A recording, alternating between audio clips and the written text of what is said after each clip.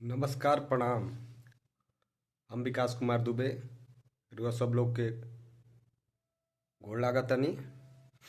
और जैसा कि रउआ सब लोग जानते हो खब कि जाड़ के मौसम चलता है घरी। और जाड़ बढ़ता और धीरे धीरे अपने उच्चतम स्तर की ओर जाता।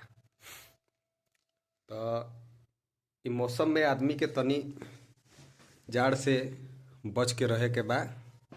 और कोशिश करे के बा ई कि लोगों के और लोग के जागरूको करे के बा कि जाड़ से बचाव खातिर चारों तरफ जगह जगह पर अलाव जलाए के बा।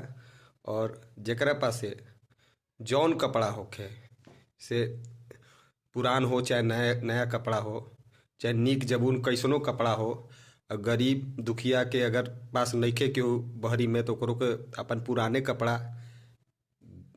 दे देवे के काम बा।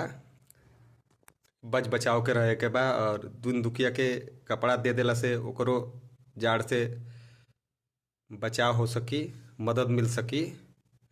और समाज में अपन योगदानो देवे के बा, तबे नु आदमी सामाजिक कहाई।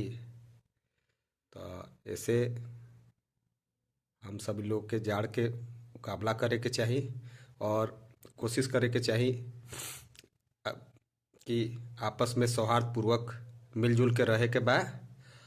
साथे साथे जो जोन जहाँ पे जैसे नगर पंचायत बा, चाहे नगर पालिका बा, चाहे जो भी बा, ओकरा के जगह जगह पे बाहर बहरी में अलाव के व्यवस्था करे के चाही।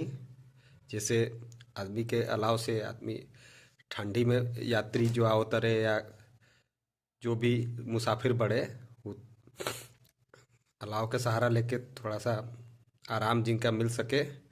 और जगह जगह पे रहे खातिर जो बा रैन बसेरों के व्यवस्था होके के चाहिए। ओकरा पता सरकार काम करबे करेले। जाड़ के दिन में रैन बसेरों के स्थापना जगह जगह होखेला। तो रउआ सबके यह बात के साथ हम अपन विचार के व्यक्त कैनी है। बहुत बहुत धन्यवाद। नमस्कार प्रणाम।